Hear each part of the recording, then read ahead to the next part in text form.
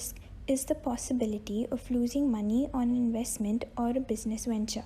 For governments, this can mean they are unable to control monetary policy and default on bonds or other debt issues.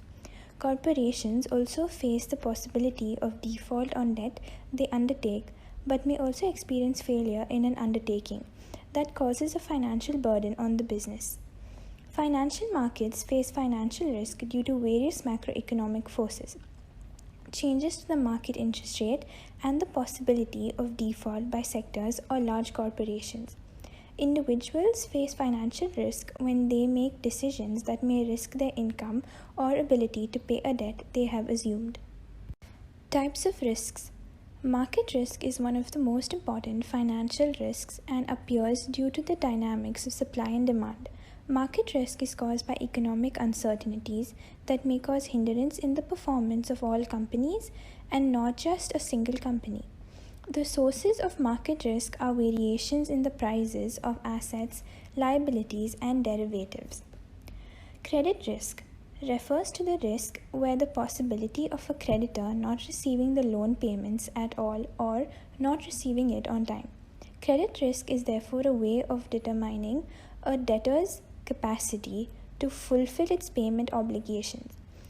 Credit risk is of two types, retail and wholesale. Retail risk refers to the risk involved in financing individuals and small businesses, whether through mortgages, cards, or any other form of credit. Whereas wholesale credit arises from the organization's own investments, whether in the form of sales of financial assets, mergers, or acquisitions of companies. Liquidity risk. Every organization must ensure that it has sufficient cash flow to pay off its debts, as not being able to might ruin investor confidence. One of the possible reasons for this to occur is poor cash flow management. A company can have a significant amount of equity but at the same time a high liquidity risk. This is because it cannot turn those assets into money to meet its short-term expenses. Real estate or bonds, for example, are assets that take a long time to turn into money. This is why each company must verify whether it has current assets to pay off short-term commitments. Operational risk. There are different types of operational risks. The risks occur due to lack of internal controls within the company, technological failures, mismanagement, human error, or lack of employee training. Hence, this risk leads to financial loss for the company. Operational risk is difficult to measure objectively. In order to be able to calculate it accurately, the company must have created a history log with the failures of this type and recognized the possible connection between them. These risks can be avoided if a specific risk is considered to be able to trigger further risks. A broken down machine, for example, not only implies the expense to repair it, it also causes losses for production downtime, which can lead to a delay on product deliveries and even affect the company's reputation. Major companies such as Intel and Facebook have suffered great economic losses because they did not anticipate operational risks. Major risks faced by banks during 2021.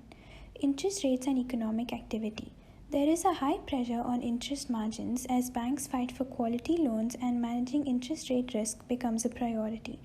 Due to the current pandemic, the economic stability of many countries around the world has been shaken.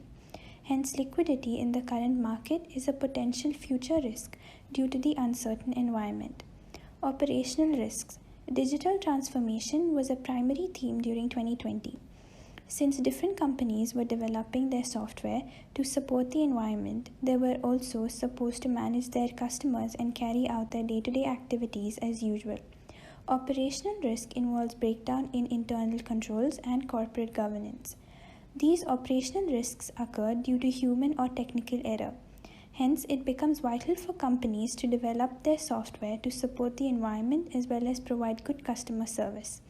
Operational problems with business transactions could cause credit risk or market risk.